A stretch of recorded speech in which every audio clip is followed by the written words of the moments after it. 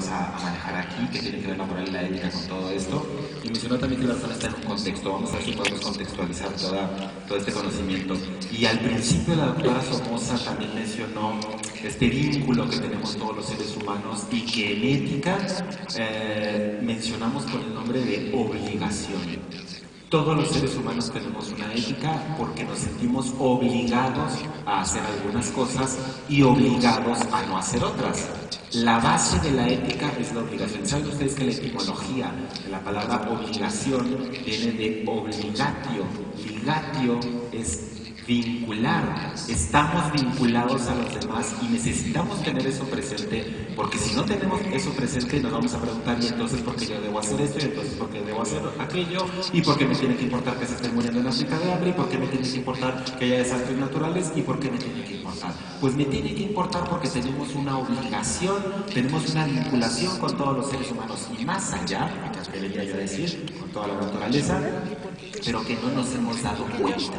Vamos a ver si nos podemos dar cuenta de algunos tipos de vivencias.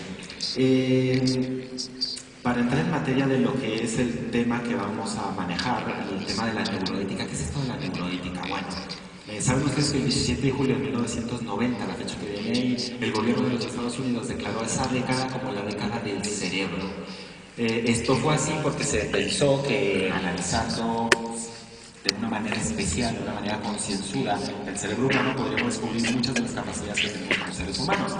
También en aquella época estaba el proyecto Genoma Humano, había una ilusión de saber qué es lo que somos, sea a partir de la genética o a partir de las neurociencias. El avance que tuvieron las neurociencias ha sido espectacular, particularmente a partir de esa fecha, y bueno, surgieron una serie de neurologismos que están planteados en muchos sitios. Hay una neuropsicología desde hace ya tiempo, hay ahora un neuropsicoanálisis, en donde el psicoanálisis, esta escuela freudiana y todas las posteriores tratan de buscar la base cerebral de todos sus postulados, pero hay algo más allá de esto, y se ha tratado de buscar no solamente las bases cerebrales de la enfermedad o las bases cerebrales de estar sanos, sino también las bases cerebrales de todas las actividades que hacemos los seres humanos y que son exclusivas de nosotros. Los animales no tienen economía, entonces si nosotros somos diferentes a los animales, podríamos buscar las bases de una neuroeconomía, de una neuromercadología, es decir, cómo funcionamos los seres humanos para comprar y vender, de una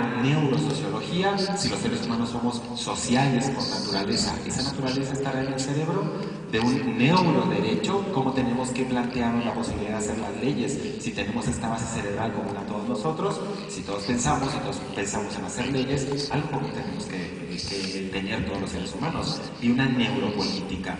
En la parte de todos estos prefijos neuro que han surgido, surge también no solamente en las áreas de las ciencias sociales y de la biología, que ya venía desde antes, sino también en las áreas humanísticas. Hay ahora una neurofilosofía, en donde se trata de buscar cómo los descubrimientos de la función cerebral pueden afectar las teorías filosóficas, de una neuroretórica para saber cómo esto nos ayuda para poder hablar en público, por ejemplo, en este caso, de una neuroestética. Busquen ustedes los kioscos, por ahí hay una revista de divulgación científica, me parece que Ciencia y Desarrollo, y uno de los textos que viene y que está ahora por ahí en los kioscos dice: la belleza está en tu cerebro. Entonces, resulta ser que por el funcionamiento cerebral nos damos cuenta que hay cosas bellas por ahí afuera. Y la neuroética, que va a ser el tema en el que nos vamos a centrar. Voy a tratar de relacionarlo con otra actividad que es exclusivamente de los seres humanos, que es esta noción de espiritualidad, de religiosidad o de trascendencia, que se ha vertido en otra rama muy interesante de investigación llamada neuroteología. Es decir, si nosotros los seres humanos somos los únicos que creemos que hay algo, ¿cómo funciona la cabeza cuando creemos o cuando no creemos? También los estudios de neuroreligiosidad y los estudios, llamaría yo, de neuroespiritualidad. Los grandes retos que ha tenido la ética en la última centuria, si me voy más atrás no terminaríamos nunca, pues la primera mitad del siglo XX, recordarán ustedes que culminó de una manera dramática con la Segunda Guerra Mundial, y cuando las cosas salen mal, los seres humanos nos recordamos que hay una cosa por ahí que se llama ética. Entonces caen dos bombas atómicas en Hiroshima y Nagasaki, destruyen la ciudad, matan a un montón de gente. ¿Qué estamos haciendo con la ciencia que en lugar de construir ha ocurrido esta enorme y masiva destrucción? Son las preguntas éticas de la primera parte del siglo XX, de la primera mitad, y tienen que ver fundamentalmente con el desarrollo de la física. La física ha seguido sus derroteros por un lado, pero a mitad del siglo XX se desarrolla de manera exuberante otra ciencia biológica en este caso, que es la genética. Y entonces ahora podemos conseguir que los seres humanos que no pueden tener hijos puedan tener fecundaciones en el laboratorio, los embriones se guardan por ahí congelados, se les pueden poner el año que viene, dentro de 5 años, hay gente que quiere clonar seres humanos. ¿Qué estamos haciendo para que el avance de la biología vaya en ese sentido? Y hay gente que dice que las grandes preguntas de la ética están planteadas respecto a las neurociencias, y en esto que vamos a llamar neuroética. El desarrollo de las neurociencias ha sido enorme. Debo de aclarar que algunas cosas me las saltaré muy rápido por cuestiones de tiempo. En lugar de 15 minutos se nos fueron casi 25 por allá afuera, entonces yo voy a tratar de hablar lo más rápido y claro que pueda, si esto es posible, y algunas imágenes no las veremos a detalle. Aquí vienen algunos problemas que han agudizado el avance de la neurociencia respecto a las relaciones entre la mente y el cerebro. Si la mente es una cosa distinta del cerebro, si la mente se reduce al cerebro, si la mente es una cosa, entonces ¿dónde está? Y hay un montón de preguntas que se han venido desarrollando e intentando responder a partir de procedimientos científicos, y me voy a concentrar en las dos de abajo. El diseño de una ética universal. Si todos los seres humanos realizamos juicios morales, si todos los seres humanos tenemos una ética, ¿cómo se realizan estos juicios morales? El habla, ya se sabe de la neuropsicología que tenemos por ahí una base cerebral, la memoria tenemos una base cerebral, y el aprendizaje tenemos una base cerebral, y lo hemos aprendido a través de siglos, porque la gente que tiene lesiones en la cabeza, lesiones cerebrales, no aprende, no habla, o deja de aprender, o deja de hablar, o pierde la memoria por efecto de algún daño en el cerebro. Entonces, si se puede buscar esta posible ética universal, la gran pretensión es, si todos los seres humanos contamos con un cerebro y el cerebro funciona más o menos igual, vamos a ver si ese funcionamiento cerebral es posible que nos dé la pauta de diseñar una ética para todos los seres humanos. Voy a regresar un poco al principio del siglo XX. Recordarán ustedes que a finales del siglo XX hay una polémica muy interesante en todo esto que tiene que ver con la ética. Nietzsche, un filósofo alemán, llegará a decir en sus escritos que Dios ha muerto. Un escritor ruso, Dostoyevsky, va a decir en Crimen y Castigo que si Dios ha muerto, entonces todo está permitido.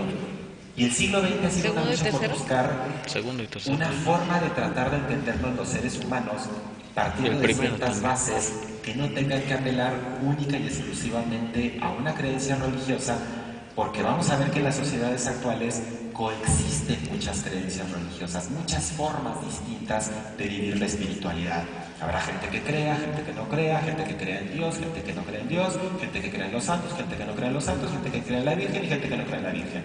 Habemos muchos seres humanos en estas sociedades, y la ética va a tratar, en esta propuesta que les vengo yo a mencionar, de articular esta posibilidad de relacionarnos en una sociedad sana y en paz, que es lo que creo que aspiramos todos los seres humanos. Esto viene bien sencillo. Bueno, ¿qué es la neuroética? Bueno, hay dos formas de entender la neuroética. La primera, la que tiene que ver con una ética de la neurociencia, es decir, ¿qué comportamiento ético deben tener los neurocientíficos buscando estas respuestas? Y la segunda, en la que me voy a concentrar un poco más para poder ligarlo con la segunda parte, va a ser la neurociencia de la ética. ¿Qué significa esto? Bueno, la ética de la neurociencia busca esto, el comportamiento ético de los neurocientíficos, y la neurociencia de la ética va un poco más allá. Va a buscar las bases cerebrales de los juicios éticos de los seres humanos. Aquí hay algunos problemas de la ética de la neurociencia que tienen que ver con la aplicación de las neurociencias en los seres humanos.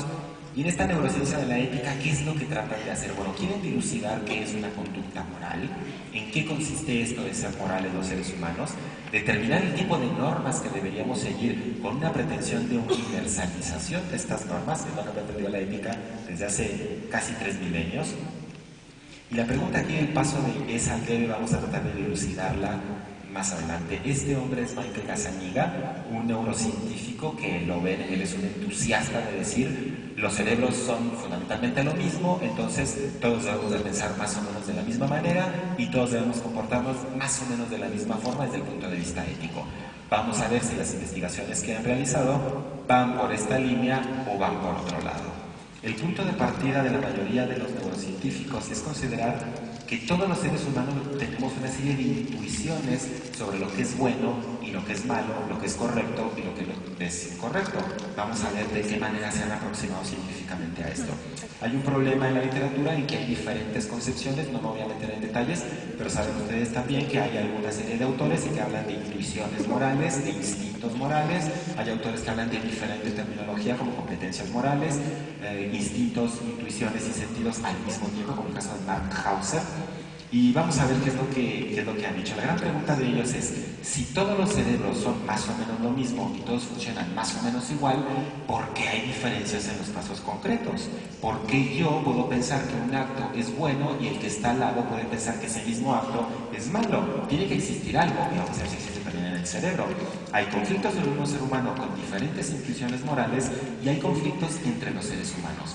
Si yo veo en un ser humano una interrupción del embarazo, puede ser que esa interrupción del embarazo no me cause algún conflicto y si veo otra interrupción del embarazo, esa sí me cause conflicto. Entonces hay ciertos choques que tenemos los seres humanos con nosotros mismos y con el resto de los seres humanos. ¿Cuál es la primera serie de propuestas de estos investigadores? Bueno, de decir que si el cerebro es la base de crear una ética universal, podemos ir por este camino. Unir la neurociencia con la sociobiología, con explicar el comportamiento de los seres humanos a través de esto, que es una explicación biológica de la naturaleza social de nosotros mismos. A partir de este comportamiento explicar que hay unos universales éticos antropológicos, unos instintos morales universales y unos juicios morales universales. ¿Qué quiere decir esto en otras palabras?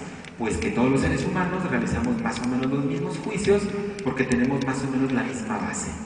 ¿Qué tipo de juicios? Bueno, las grandes convenciones de los seres humanos de no matar, de no robar, de no mentir, que parecería que están presentes en todas las culturas y que parecería que están presentes en todos los seres humanos a lo largo de la historia. Pero cuando uno se pone a escarbar en este sentido, resulta que no, que en este momento probablemente la mayoría de todos nosotros, o todos nosotros, y si salimos a preguntarle a la calle a la gente, se ocurriría lo mismo. Si preguntamos si el incesto es algo que está mal, pues muy probablemente nos digan que está mal. Pero esto no ha sido siempre así. Saben ustedes que muchos dioses egipcios, Horus e Isis y otros grandes de esta concepción religiosa y concepción del mundo, pues Horus e Isis eran hermanos y se casaron y tuvieron hijos. Y en la cuenca del Nilo, en algún momento de la historia, también ocurrió que hasta el 30% de la población, eso está documentado por análisis genéticos, eran hijos de hermanos. Entonces, el tabú del incesto entre hermanos no ha sido universal. Podrán decir ustedes, bueno, es que eso ocurrió hace tanto tiempo que ya como que no cuenta. Bueno, pues les voy a contar a ustedes un caso de esta pareja. Estos son sus nombres, en alemán, Patrick Stubing y Susan Karolewski, que son hermanos, que sabiendo que son hermanos se casan, tienen hijos, y bueno, esto en Alemania resulta que está penalizado. Patrick va a dar a la cárcel, dura 2 años en la cárcel. Cuando sale de la cárcel, lleva su caso personal a la Corte Penal de Estrasburgo en Europa para alegar que ellos tienen también un derecho al incesto y que si ellos se sienten a gusto casados y teniendo hijos, pues que los dejen en paz. Entonces, esto de que existan siempre las mismas condiciones morales no es así. Otro ejemplo. También suele pensarse que el no matar es universal y suele pensarse que el cuidado de los hijos es universal, que todos los seres humanos tienen que cuidar a los hijos. Y resulta que si nos acordamos de la época griega, en esta ciudad, bueno, no tengo señalado, pero se lo pueden ver ustedes por ahí arriba, Esparta, la gran ciudad guerrera del mundo griego, iba en la ropa que ven por ahí en la imagen, a la roca Tarpeya, para que los niños que tienen algún problema de discapacidad física iban y los despeñaban para que murieran, porque no podían ser guerreros. Entonces, esto el cuidado de los niños tampoco es universal. Y podrán decirme también, bueno, es que hace mucho tiempo, el mundo griego, 2500 años, y yo les diré, si ustedes leen las novelas de Dickens, los niños que viven en la miseria, los niños que se dedican a robar, los niños que viven en la miseria, los niños que viven en la humillación, los niños que viven en el dolor, no ha sido tampoco tan universal. Y no es solamente la realidad de la Inglaterra de Dickens, es que si nos vamos al África del Congo y los niños soldados, si nos vamos a los niños soldados colombianos, vamos a ver que no siempre es un imperativo ético universal, que los seres humanos debemos cuidar a los hijos y debemos de cuidar a los niños. Entonces, como esta vía no nos da muchas respuestas, tenemos también otra vía de buscar respuestas en donde no se pretenden descubrir contenidos específicos, sino limitar a decir que hay ciertas estructuras cerebrales que van modelando la cultura, fundamentalmente la experiencia con los demás, y entonces tenemos solamente una base para poder hacer esos juicios morales, pero estos van a ir cambiando. Esto ya se parece un poco más a lo que realmente ocurre. Ya vimos el caso de estos dos hermanos, pero ¿cómo hacen los científicos para tratar de darle cientificidad al conocimiento que llamamos científico? Bueno, ya mencionó hoy por la mañana el doctor Stanley Krippner una definición de ciencia, y las ciencias todas se valen de ciertos métodos de manera sistemática para obtener conocimientos que puedan ser reproducibles, de una manera muy general. Entonces, si se quiere buscar desde el punto de vista científico, desde el punto de vista empírico, este tipo de situaciones hay que diseñarlo de alguna manera. La gente que ha investigado sobre esto ha pensado lo siguiente: vamos a preguntarle a la gente qué piensan del incesto.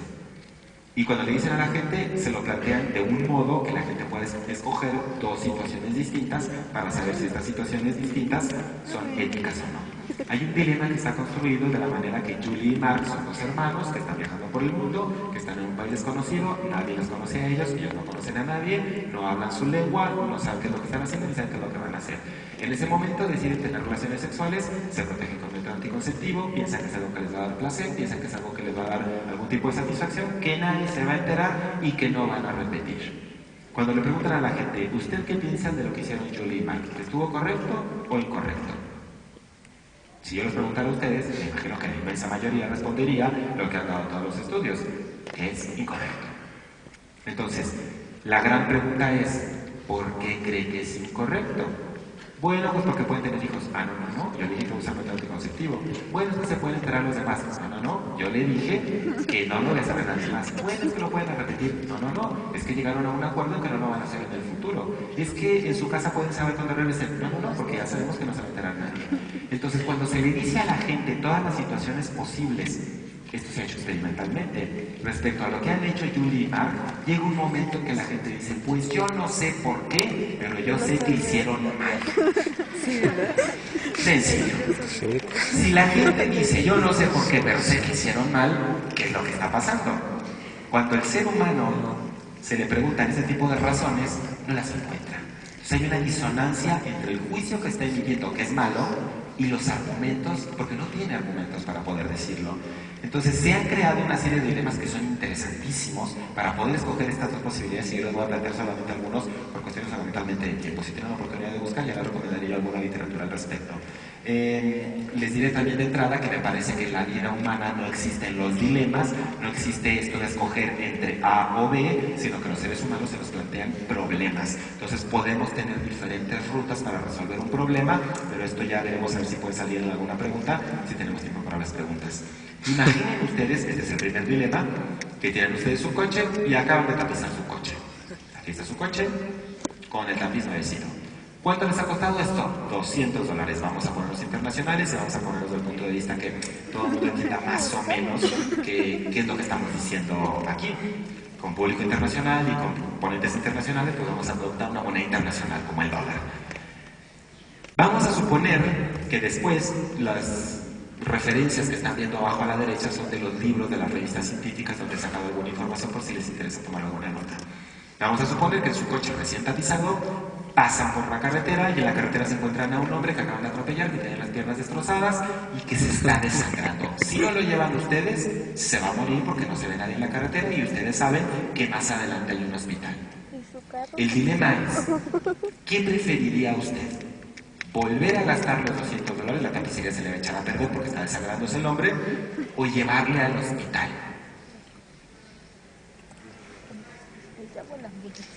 Tengo un público muy bueno, le que dice llevarle al hospital porque van a decir, pero como se le ocurre que darle los $200 la vida de este pobre hombre. Entonces, esto es lo que ocurre en la mayoría de los casos. La mayoría de la gente dice, le tengo que llevar al hospital, no vale la pena los $200 que vale la tapicería. Vamos a poner otro escenario. Ustedes tienen los $200 en la mano, todavía no tapizan su coche y les llega de pronto una carta. En la carta les están diciendo a ustedes que si ustedes mandan un donativo de $200 a una fundación que es muy reputada, que es muy buena administradora, que va al tercer mundo a proteger a los niños del hambre y de la injusticia, y con $200 ustedes le pagan alimento y vacunas a este niño.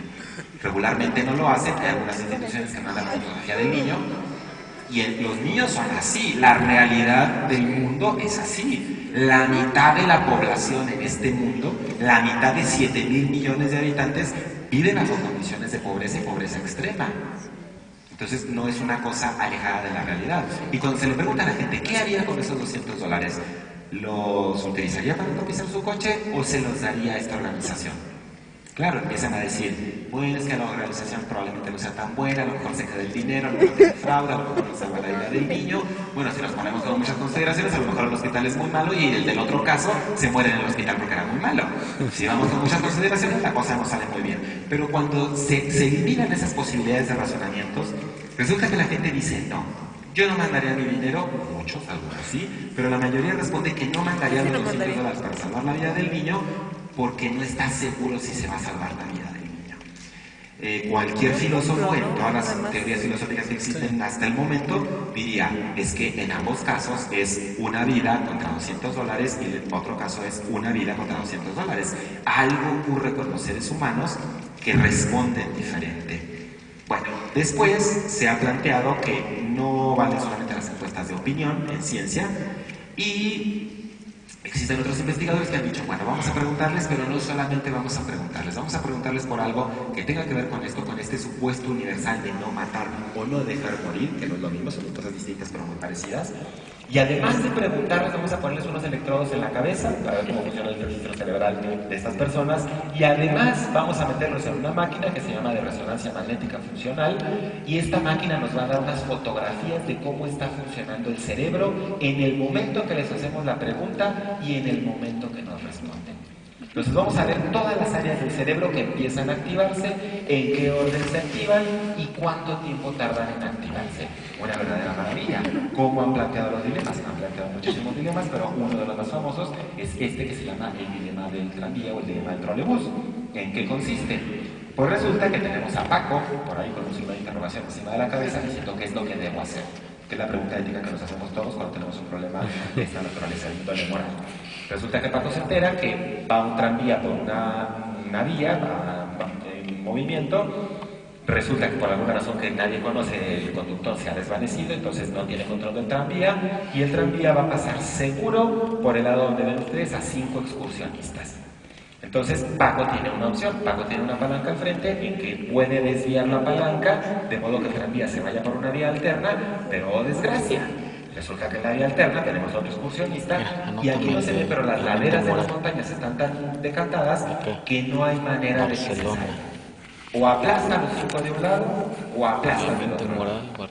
La gran pregunta es, ¿qué debe hacer Paco en este caso?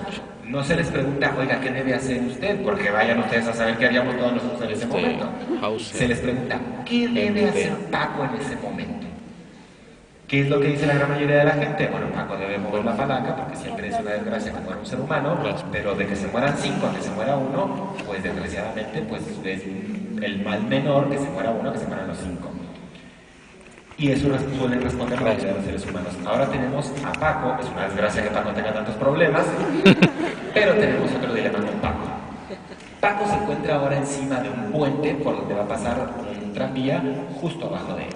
Se da cuenta que hay 5 excursionistas. Si usted va al día de campo, los excursionistas son una verdadera maldición. Yo no sé por qué se pueden meterse en las vías, pero así están hechos los dilemas. ¿Qué quieren que yo les cuente?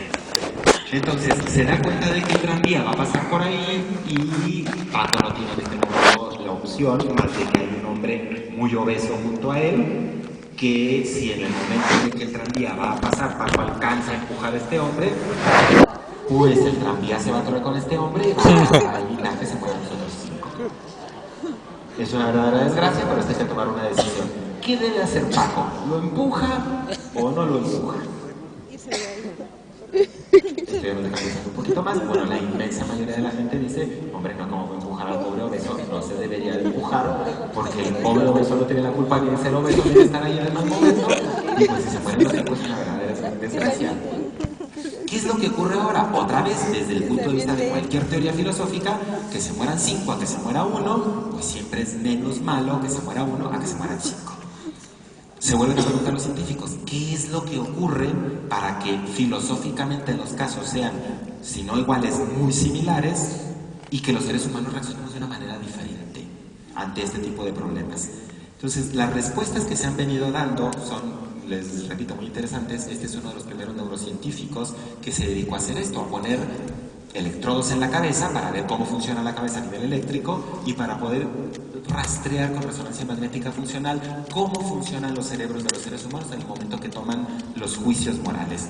Y se dan cuenta que los dilemas son de dos tipos diferentes en el fondo, porque hay unos dilemas que son impersonales y otros dilemas que son personales. ¿Cuál es la diferencia? Pues que en los impersonales yo no tengo necesariamente que relacionarme con un otro. Si voy a mandar $200, no tengo al otro enfrente, y si voy a mover una palanca, no tengo a otro enfrente. Pero cuando tengo a otro ser humano enfrente, el ser humano me va a despertar en mí otra serie de situaciones que llamamos dilemas personales.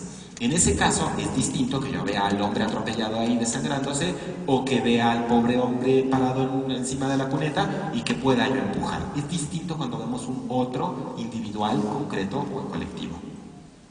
¿Cuáles han sido las respuestas que han dado? Bueno, estos son de las imágenes que tienen publicadas los estudios neurocientíficos, en donde se ve qué áreas del cerebro son las que se van activando, que esto está también reportado en las revistas científicas a modo de resumen.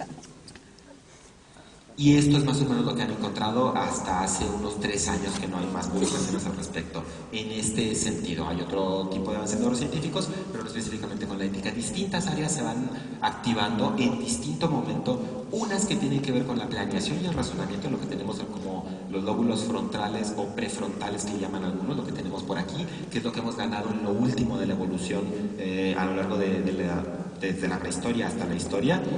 Y resulta que también se activan las áreas donde tenemos la base de las emociones. Las emociones no son conscientes, las emociones están por debajo de la corteza, y eso es lo que se han encontrado. ¿Qué diferencias hay? Bueno, varias. El tiempo de respuesta. En los dilemas impersonales es mucho más rápido que respondan. Es mucho más rápido decir le muevo la palanca o no, que decir empujo a la persona o no. Entonces, cuando el dilema es personal, es mucho más lento porque entra el área del razonamiento que tenemos aquí al frente. Y las áreas encefálicas activadas, pues ya les estoy diciendo también que son distintas. No que no se activen, se activan las dos siempre, pero en un momento distinto. ¿Cómo han explicado esto? Bueno, pues se han dicho que los códigos éticos emocionales han sido seleccionados a lo largo de la historia por medio de la evolución. De alguna manera tendríamos unos juicios que son inmediatos, que son innatos, porque ya los tenemos por ahí inscritos en algún sitio del cerebro. La gran pregunta es, ¿realmente estas respuestas a los problemas morales están ya inscritas en el cerebro?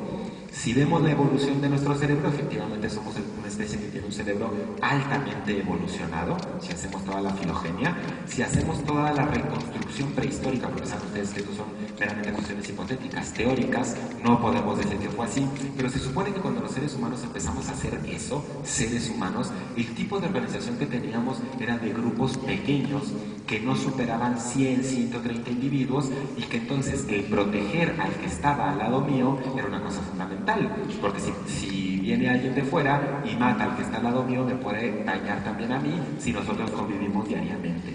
Entonces, de alguna manera tenemos estos códigos biológicos en donde se traduciría que tendríamos que agredir al de fuera, agredir al extraño, agredir al diferente, proteger al cercano, y que serían códigos de conducta adaptativa. La moral sería fundamentalmente una selección natural para sobrevivir en el medio. Si esto fuese así, según lo que dicen este grupo de neurocientíficos, este segundo gran grupo de neurocientíficos, ¿qué normas morales podríamos extraer? Yo les mostré a Michael Gazzaniga que decía, vamos a construir una ética universal basada en el cerebro, pero nadie dice qué tipo de normas deberían existir. Todos se siguen basando en las normas que creemos que tenemos y que creemos que harían mucho. Entonces, probablemente tengamos algún tipo de normas, no de normas, sino de la base biológica para generar esas normas, pero seguramente no tenemos las normas inscritas en ningún lado. ¿Por qué? Porque si a partir de esto queremos generar una norma, resulta que con esto de proteger al cercano y agredir al lejano, ustedes en lugar de recibirme con un aplauso me hubieran recibido con pedradas. Porque yo soy el extraño aquí, porque yo no soy de Puebla, porque yo no vivo aquí, porque yo tampoco trabajo aquí. Entonces resulta que si ustedes me reciben a pedradas, nadie lo va a ver, espero yo, muy ético. Lo van a ver como una cosa que no debería ocurrir. Entonces parece ser que las explicaciones que da este grupo segundo de neurocientíficos tampoco satisfacen la posibilidad de grandes acuerdos a los que hemos llegado los seres humanos, como la Declaración de los Derechos del Hombre, que viene aquí en esta imagen.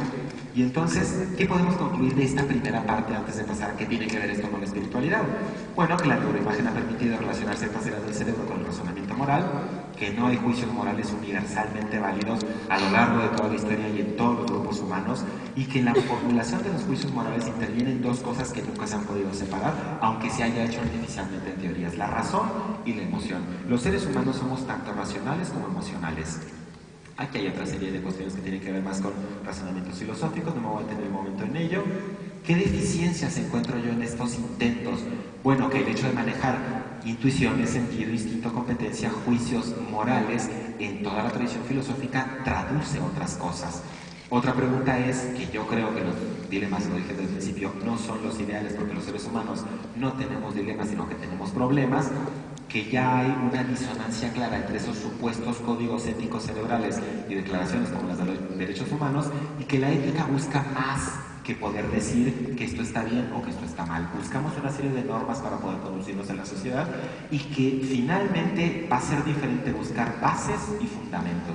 Muy probablemente la base sí está en el cerebro, porque sin cerebro evidentemente no habría juicios morales, pero el fundamento, el poder explicar el porqué, el poder dar las razones que la gente que ha sido entrevistada no puede dar, eso es buscar el fundamento. Y el fundamento está en otro sitio que tampoco va a ser muy fácil de decir, yo creo que la respuesta no se las voy a dar.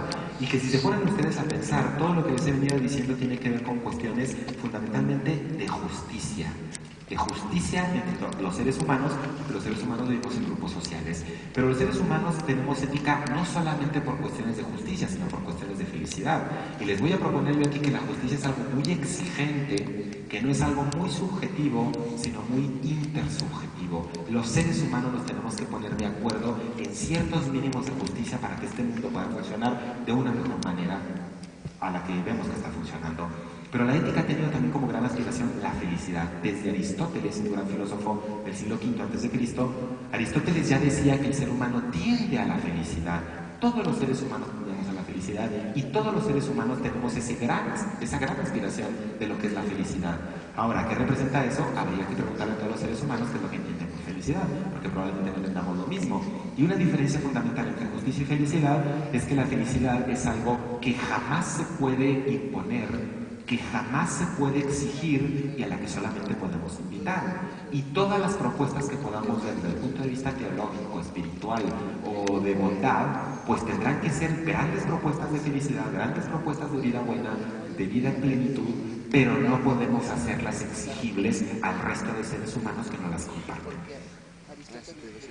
¿Cómo ligamos esto con el tema del Congreso? Bueno, que la espiritualidad se ha visto de diferentes maneras. La forma como ha consolidado más en Occidente ha sido a través de la teología y de la religión, de las diferentes religiones. Y esto también se ha puesto a investigar los neurocientíficos. Resulta que ya desde antes se sabía que la gente que le funciona mal el lóbulo temporal, lo que tenemos aquí atrás de las orejas, y que tiene, por ejemplo, descargas epilépticas, es gente que puede decir, bueno, yo vi a Dios, yo sentí a Dios, Dios habló conmigo. Entonces resulta que hay también una cierta relación entre el cerebro y el poder percibir, sentir o convivir con un algo o alguien que le llamaríamos Dios, una entidad superior, o como ustedes le quieran llamar. Entonces se han puesto a hacer también investigaciones en la cabeza de los seres humanos para saber a través de resonancia magnética funcional cómo funcionan. Y resulta que tampoco funcionamos igual. Que los dividen, por ejemplo, aquí, no sé si se alcanza a leer muy bien, pero se dividen entre cristianos verdaderos, los que verdaderamente no creen, los falsos cristianos y los que son falsos en que no creen. Es decir, que dicen que no creen, pero que en el fondo sí. Eso no lo vamos a validar nunca. Entonces, cuando hacen estas clasificaciones, resulta que efectivamente se ven activadas distintas áreas cerebrales y en distintos momentos, que involucran de una manera compleja. Tampoco me va a dar tiempo de explicar todas las imágenes, después si quieren podemos preguntar o charlar si es que nos da el tiempo, y el orden va siendo distinto, pero también tiene que ver la razón, la emoción, los lóbulos temporales, las cuestiones que tienen con memoria, con aprendizaje, con lenguaje. Es una activación muy compleja, como pueden ver ahí en la segunda de las imágenes. Esto se ha medido también el tiempo, y resulta que la gente que cree se activa de una manera distinta el tiempo de la gente que no cree. La gente que no cree tiene una respuesta un poco más inmediata de la gente que cree. Entonces, ¿cómo se ha interpretado esto? Saben ustedes que el gran problema no es ver la imagen, ver la foto de lo que está ocurriendo, sino que interpretemos esta foto. Ahí se nos vienen todos los problemas para poder decir qué significa esto. Bueno, las interpretaciones que se han dado van en muy distintos sentidos. Para algunos este tipo de funcionamiento cerebral distinto indica una cosa, que Dios no existe, que a Dios lo creamos en la cabeza y que Dios está solamente en la cabeza. Eso dicen algunos. Otros dicen de una manera muy simplista, esto es más complejo. Otros dicen de una manera, para también hacerlo de un modo simplista, pues que en realidad el sistema nervioso, como funciona con la electricidad, es como una antena que sirve para comunicarnos con Dios, que a uno le sirve bien la antena, y a otro le sirve bien la antena. Como ven, cualquiera de las dos respuestas está un poco extraña, por decirlo menos, y yo creo que todavía no hemos encontrado una adecuada relación entre el funcionamiento de la cabeza, el funcionamiento cerebral y todo lo que somos los seres humanos. Los seres humanos somos más que el funcionamiento de las neuronas. Y para ir terminando, espero yo no haberme seguido mucho tiempo, hay que plantear ciertas cosas que son reales, que las neurociencias no nos han dado respuesta, pero que nosotros tenemos que irlas buscando. El Estado contemporáneo es una democracia liberal. Nosotros vivimos en una democracia liberal. Todos los invitados vienen de países de democracias liberales en donde se supone que a través de nuestro sufragio elegimos los representantes. ¿Cómo podemos convivir en estas democracias liberales para que nuestra convivencia sea exitosa, sea sana, sea pacífica? Pues tenemos que articular, por lo menos me parece a mí, estas tres situaciones: una ciudadanía compleja, una sociedad plural y un Estado laico. ¿Qué significa cada uno de estos conceptos? Ciudadanía compleja, entenderán todos los presentes, que es lo contrario de ciudadanía simple. ¿Qué es la ciudadanía simple? La que se construye prescindiendo de las diferencias. El gran ideal de la Ilustración en la evolución histórica del pensamiento fue que todos los seres humanos somos iguales, que todos los seres humanos somos iguales en dignidad. Pero supusieron eso prescindiendo de las diferencias, prescindiendo de hablar de que hay hombres y que hay mujeres, de que hay heterosexuales y homosexuales, de que hay gente que va y vota y gente que no vota, prescindiendo de todas las diferencias. Y resulta que es mucho más sencillo hacer ciudadanos dándoles los mismos derechos sin considerar las diferencias. Porque considerar las diferencias es muy difícil. Saben ustedes también que la modificación de la Constitución de nuestro país, para los que somos mexicanos, apenas en el 2001 incluyó como derecho el derecho a la no discriminación, el derecho a ser diferente. Nunca lo había considerado. Entonces, esta ciudadanía compleja es lo que debe ser el ideal para alcanzar en esta democracia liberal. ¿Qué otro requisito ineludible debe existir, me parece a mí?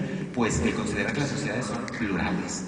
Las sociedades son plurales en muchos sentidos. Son plurales desde el punto de vista político, porque hay unos que votan y otros que no votan, hay unos que votan a la izquierda y otros que votan a derecha, hay unos que votan al centro, hay unos que van y votan y no votan pero anulan el voto. Es decir, las sociedades son plurales desde el punto de vista político.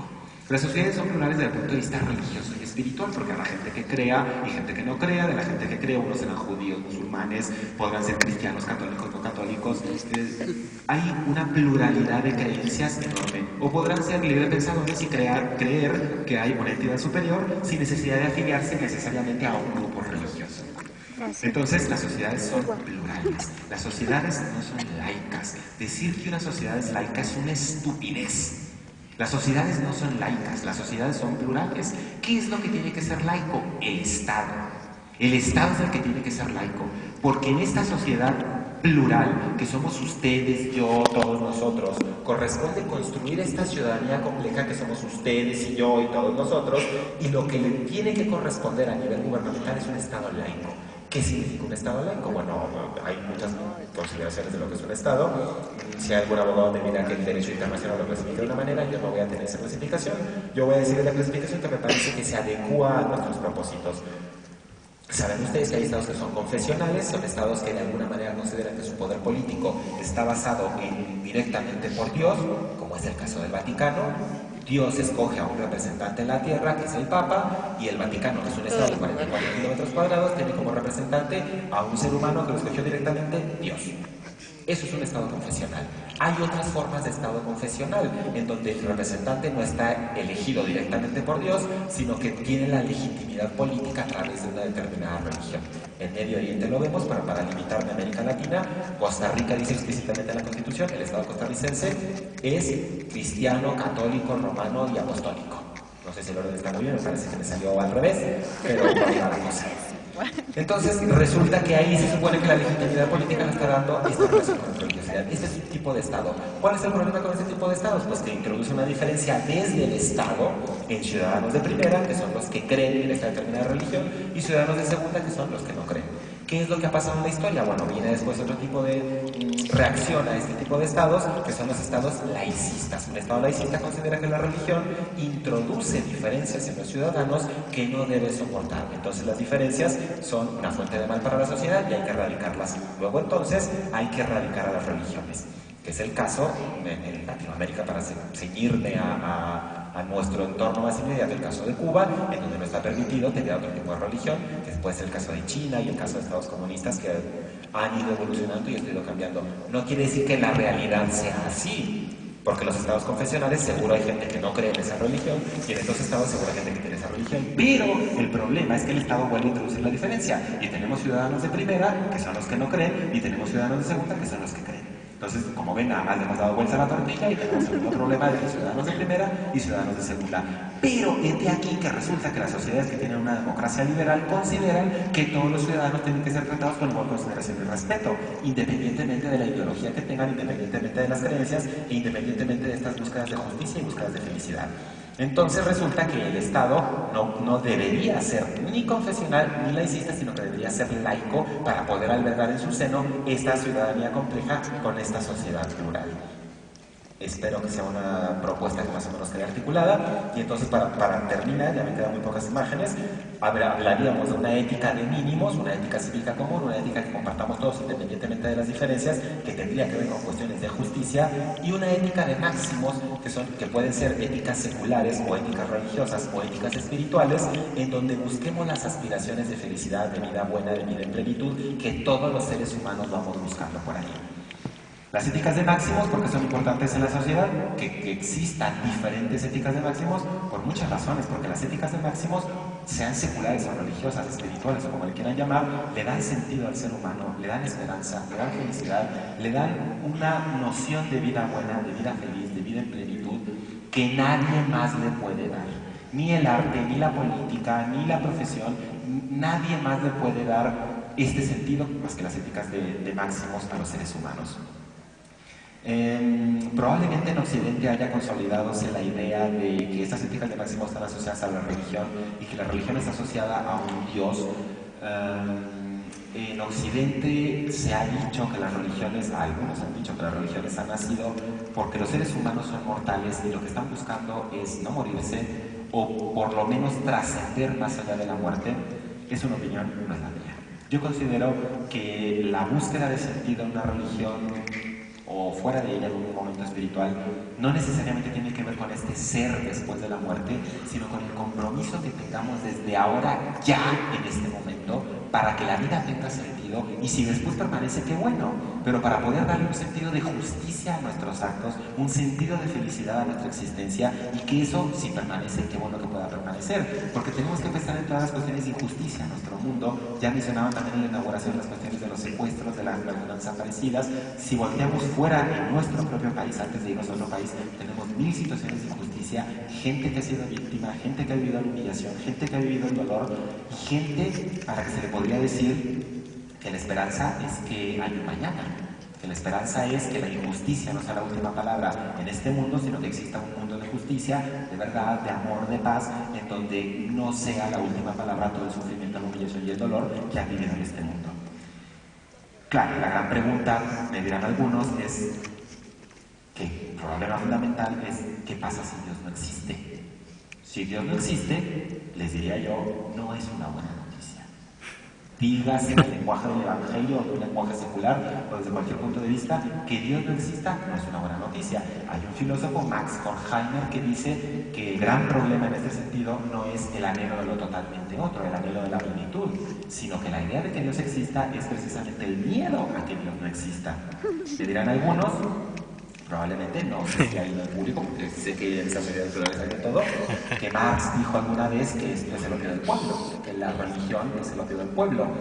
Y yo les contestaría que hay que volver a leer a Marx, porque Marx dice en el texto que está criticando la filosofía de Hegel. Lo que pasa es que el problema es que a nadie lee a Marx, pero cuando uno va y lo lee, ¿qué es lo que dice Marx en ese texto sobre Hegel?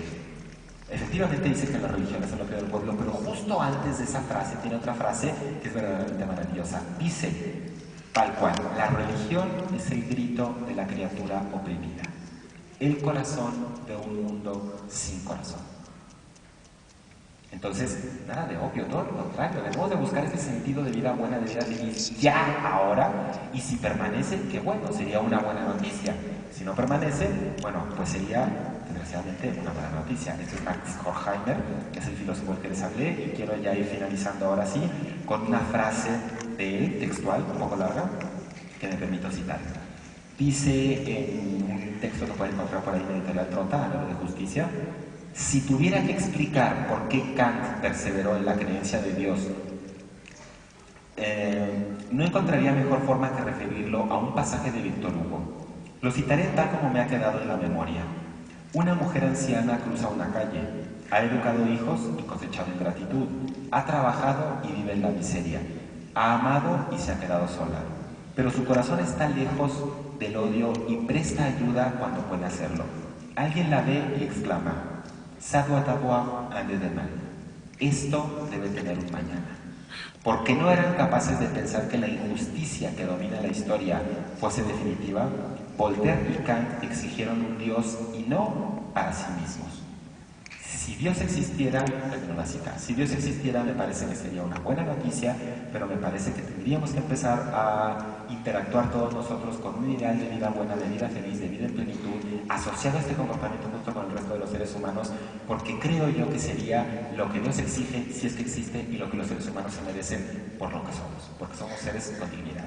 Quiero finalizar con dedicarle a mi hija la presentación, porque todo el tiempo maravilloso que paso con ustedes o con cualquier otro tipo de público, pues es tiempo que de alguna manera le resto a ella. Y si